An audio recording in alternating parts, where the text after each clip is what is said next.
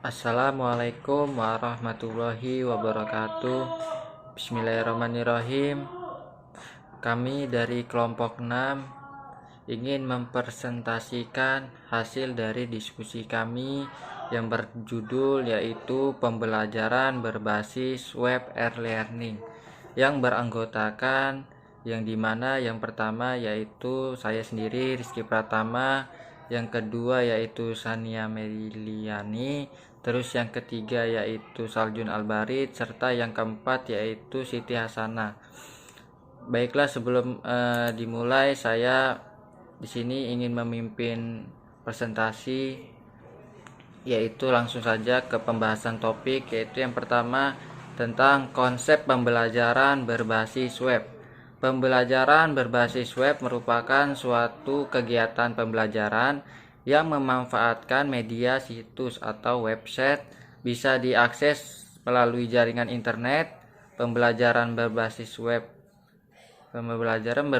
atau yang dikenal juga dengan web-based learning merupakan salah satu jenis penerapan dari pembelajaran elektronik atau e-learning.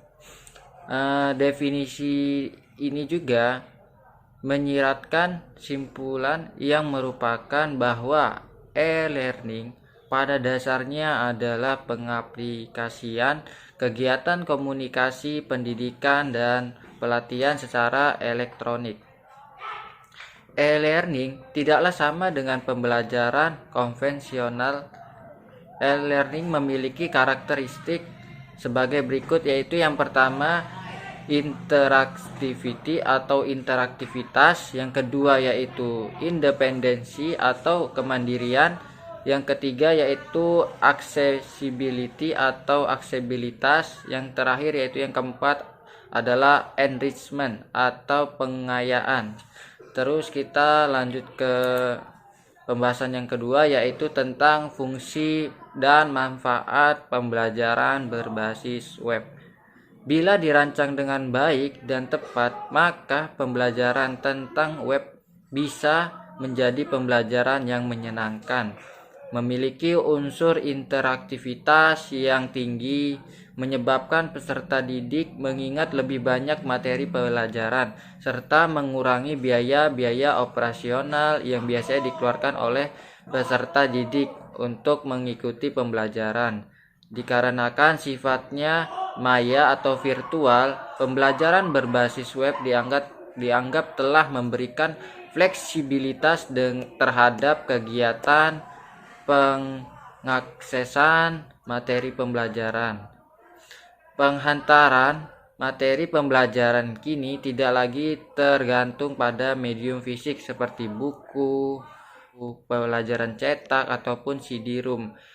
Materi pembelajaran kini berbentuk data digital yang bisa diuraikan melalui perangkat elektronik seperti komputer, smartphone, telepon, laptop, atau piranti elektronik lainnya.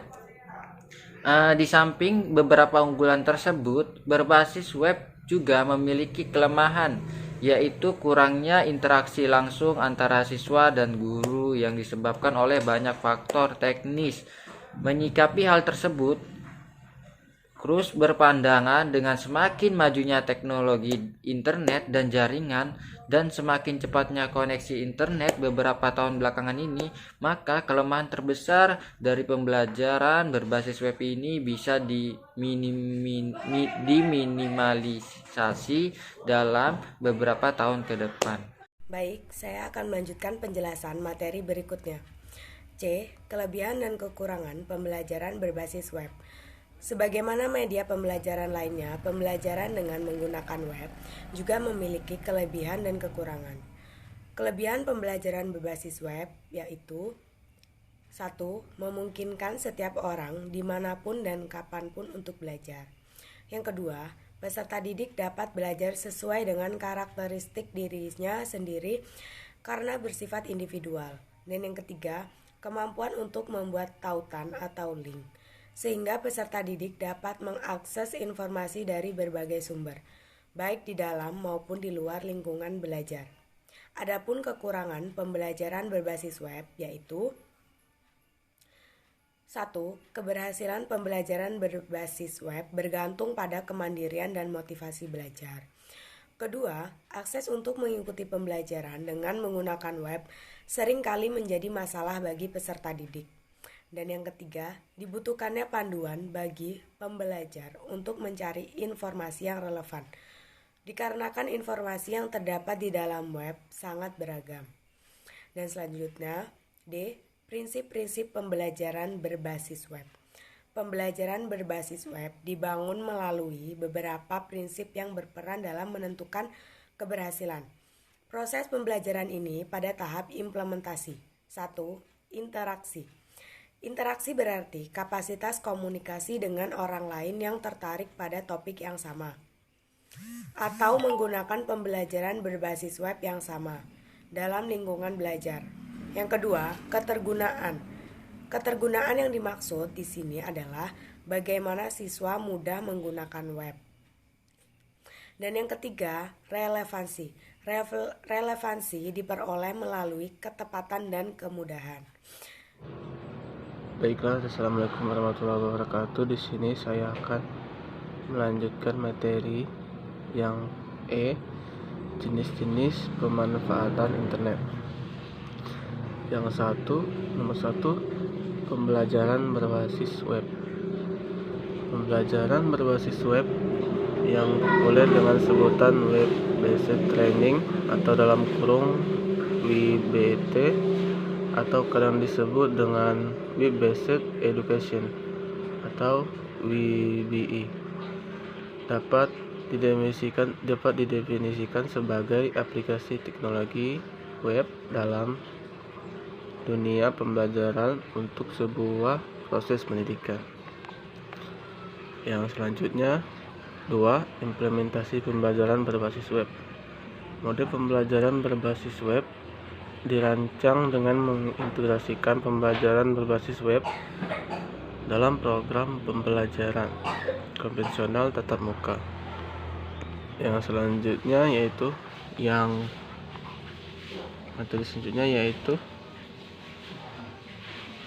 yang F, interaksi tatap muka dan virtual. Pembelajaran yang dilakukan dengan interaksi tatap muka dan virtual menjadi sebuah pilihan di antara kemajuan teknologi informasi dan komunikasi yang tidak bisa kita hindari. Di sini ada beberapa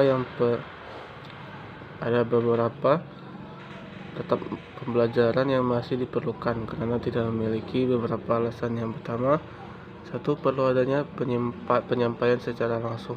Mekanisme proses pembelajaran yang akan dilalui peserta didik untuk mencapai keberhasilan dalam proses belajar dan mengerjakan tugas. Yang kedua, perlu pemahaman dan pengalaman peserta didik dengan tugas yang bersifat kolaboratif untuk meningkatkan kompetensi dan komunikasi. Yang ketiga, adanya pelatihan yang cukup fungsi dari komputer atau alat lainnya serta media yang digunakan untuk berinteraksi. Yang selanjutnya, bagian yang G, teknologi pendukung e-learning. Dalam praktiknya, e-learning membutuhkan teknologi pendukung yaitu media elektronik, contohnya komputer, smartphone, telepon seluler, radio, TV, interaktif, film, video, OHP, slide, LCD proyektor, TP, dan teknologi internet.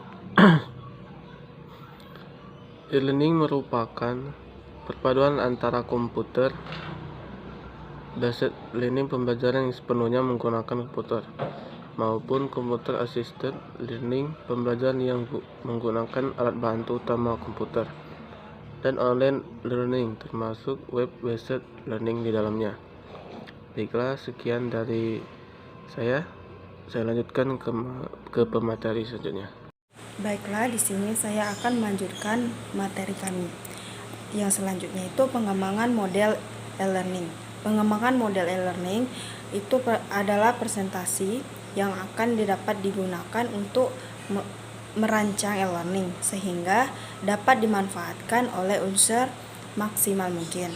Terdapat ada beberapa model dalam pengembangan e-learning, yaitu model mental dan model belajar. Yang selanjutnya itu ada juga internet untuk manajemen pembelajaran,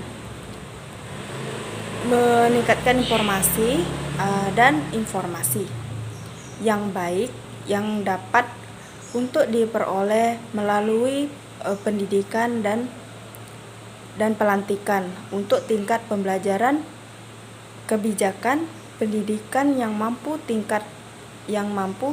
terdapat di sekolah. Yang terakhir, ada juga aspek penting e-learning, yaitu memperoleh solusi, belajar pola dan informasi, menyertakan unsur berbagai semua pembelajaran kepada pelajar, bukan pelajar ke pembelajaran. Baik, terima kasih. Itulah pemaparan dari presentasi kelompok kami yang berjudul pembelajaran berbasis web atau e-learning. Kurang lebihnya mohon maaf, saya tutup. Wabillahi taufiq wal hidayah. Wassalamualaikum warahmatullahi wabarakatuh.